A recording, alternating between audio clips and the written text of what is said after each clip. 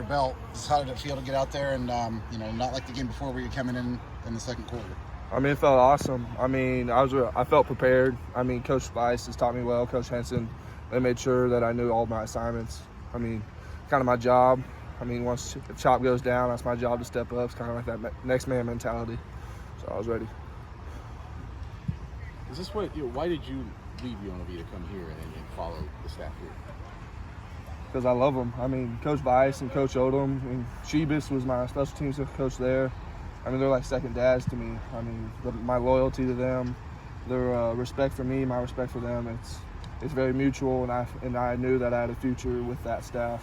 So I knew I wanted to come here, prove myself in the bigger conference, bigger show, and I had the confidence with them on my side that I was able to do that. Purvis is kind of a famous name in Purdue history. Have you had a Purvis burger yet? I have. I wouldn't say I'm the biggest fan, but like I'll eat it just because it's Purvis burger, so it's kind of cool to have a burger that has my last name, but also Dwayne's. I know Dwayne's legacy here is pretty big, so I just kind of want to use my name to be able to build my own legacy on that. See if we can have 2 Purvis All-Americans on that banner. That's not the way to get an NIL deal, by the way. I love the Purvis burger. I love it. That's my favorite. What would be on Hank Purvis burger? Ooh. It's got to be a double with 2 patties, 2 cheese, bacon, onions, mayo, lettuce. That's it. No tomato. Never tomato. What's been the difference in the run game the last 2 weeks?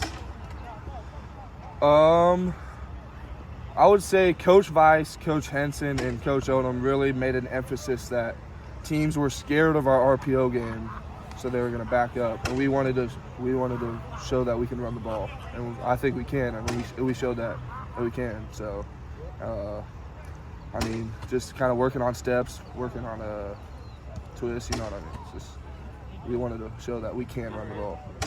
What would getting a win mean right now for you guys? I mean, it means everything. That's kind of like we gotta. That's what we need to do. I mean, I know the fans want it, we want it, but we're all hungry for that win. We gotta finish. If you go back to that run game, you're talking about what the defense is sort of giving you and what you guys can take advantage of there. When you guys get down the red zone, the numbers haven't been as good at running the ball. Things get a little more compacted in there. Has that been the issue there, and that there's something maybe else that needs to be proven as far as moving people around down there? I think it's really we just need to focus on getting the little things right, and once we get that, the big things will start to come into place. And that's kind of with everywhere on the field. Once we get the little things right, that's where we'll really start to succeed. There's been a lot of promise in production with this offense, but there's also been moments where you guys have struggled. How do you put it all together to have a complete game against Northwestern? Again, I'd say it's the little things. I mean, just small things that you don't think would mean that much, but there's so much little things that go into it that once you get all those little things corrected, big things start happening. You were the first guy off the bench earlier this season too, like when there was sort of a brief. Was there through preseason camp, even though that first string seemed kind of set, was there sort of a competition to be like, I want to be at the top of that list to get that first ask? Yeah, Coach Weiss is always harping on us about that next man mentality, that 6-man kind of like. So everyone needs to be, anybody in all 19 of us on the O-line need to be ready to step in if something happens. And Coach Weiss makes sure that everybody knows everything and that everybody can play every position. So.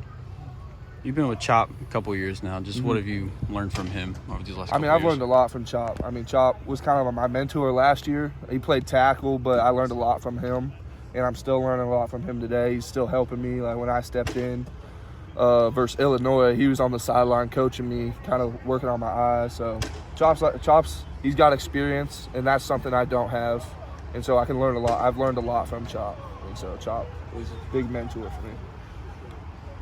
What kind of a awakening was it coming to West Lafayette from Las Vegas? It's a different world. And this is probably a world you're more used to. I can't remember who I was talking with, but my last day of classes in Vegas was like 96 degrees, and my first day of classes here felt like -20. So that's kind of, and you go from a big city to kind of a small town here. This feels more like home in Kansas to me than Vegas did, but I love both of them. I love West Lafayette and I love Vegas. So.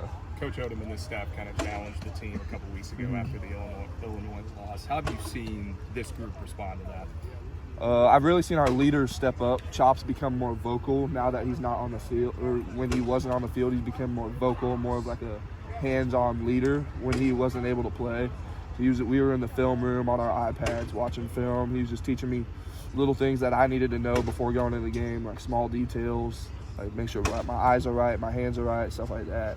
But the leaders have really stepped up now that we need to get going, and we can't keep waiting to finish. So.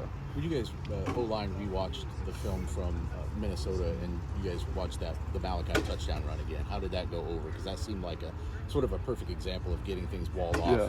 So, yeah, we watched the Minnesota game. It was a good combo by Joey, me and Joey Tonona. So he gave me a good block, and I just had to finish. We both strained until we could see Malachi down towards the end zone. So it's really, that's what we do in practice, so we got to do it in the game. It's little things. Do you notice the surrounding stadiums and things like that where you're used to playing in front of tens of thousands, and now you're going into a smaller stadium with 4,000 fans this week? Does that atmosphere kind of become part of the game, or do you just ignore it and block it out? To be honest, once I get on that field, everything kind of goes numb. Like I don't really listen to. I can't hear obviously I can hear the stands, but like it's just we're in that zone. It's just me and the guy in front of me and the two guys to my left and right. That's really all I focus on the field. The fans never really. It's just not in my vision. So I can't really tell the difference when you're out there. The improvements in the run game last couple games, what does that do for the confidence of the offensive line? It boosts it tremendously. We know that we can run the ball, and we've proven it to ourselves and other teams. It'll give our offense a lot of new tools that we can use in the game now that teams are scared of our run game too. Any other questions?